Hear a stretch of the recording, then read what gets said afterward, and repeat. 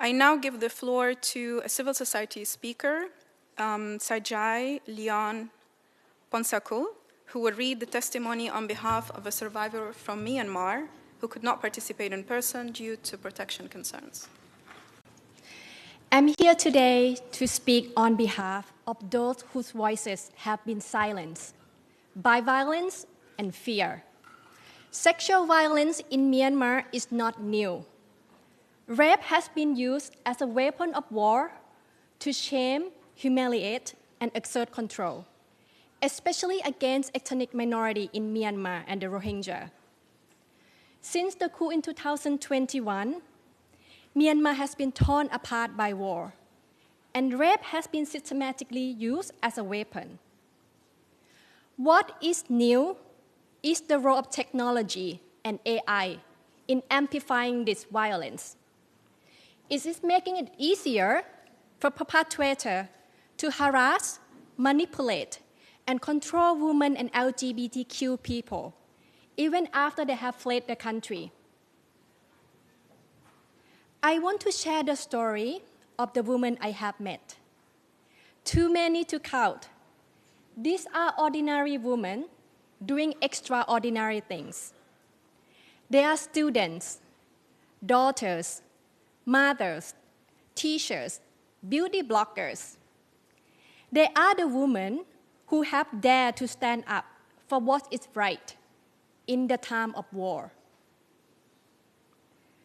Take the story of Sue, a university student who bravely spoke out against the military. She posted her support for democracy on her Facebook page.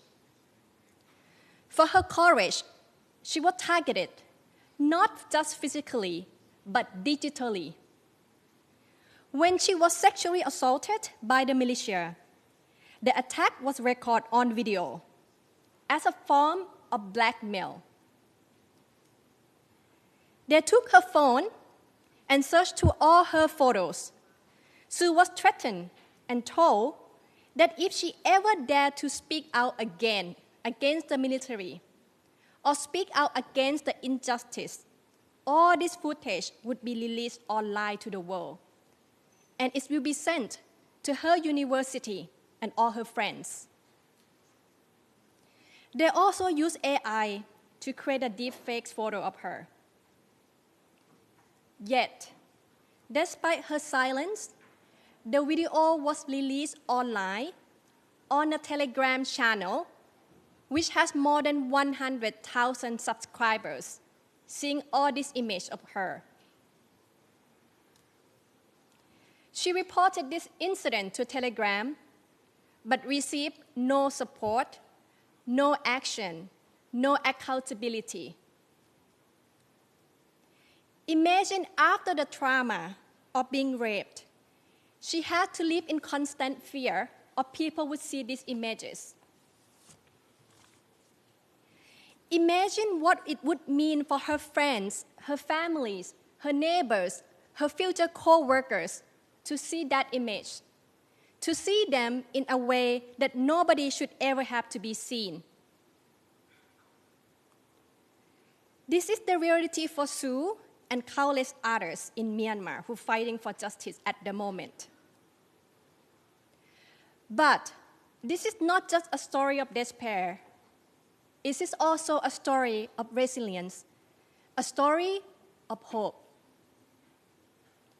For the past 9 years, I have worked in Myanmar documenting human rights abuse and have experienced online harassment firsthand.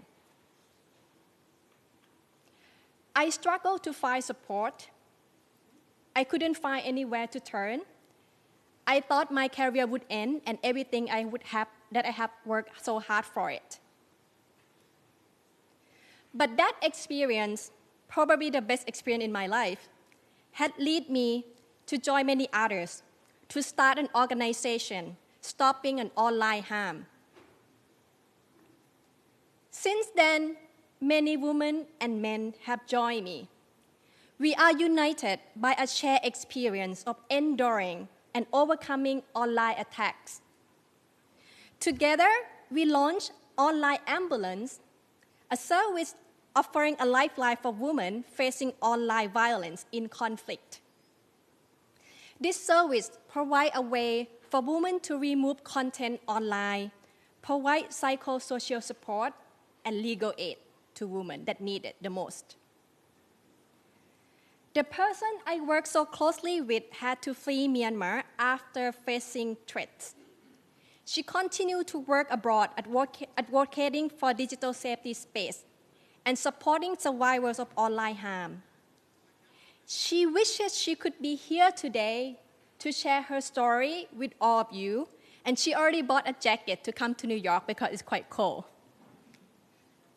But the threats against her are so severe that she couldn't be here, underscoring how bad the situation truly is right now. This reality extends beyond those I work with. It is the daily experience of many Burmese women who have to leave their country, their family. They have to withdraw from social media and close all that account and retreat from the public life. Because of this, I want to take the opportunity of being here today to share recommendations with you all who can play a crucial role in supporting survivors in Myanmar. Firstly, for social media platforms, especially Telegram if you're listening, which is often used as a tool to harm, the platform must prioritize safety and dignity of users in Myanmar. They must act swiftly and remove harmful content and ban those spreading violence. Silence is not the answer. We need platforms that value safety just as much as they value free speech.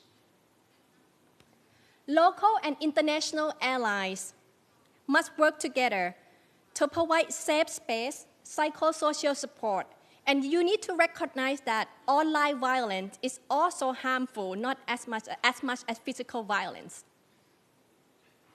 We must create an ecosystem where women not only have the freedom to speak, but are fully supported when they face life-threatening violence, both online and offline. Also, instead of direct funds to large organizations, we call for funding to be channeled toward local women-led organizations on the ground that understand the issue and work directly with the survivors. For all of us, we must come together to ensure that survivors of online harm in Myanmar or anywhere in the world know that they are not alone. In our research, when we asked women what helped them through the darkest time, their answers were often the same. Is it the support from a friend, a teacher, a sister, a neighbor? Is it the power of the community that gets them through?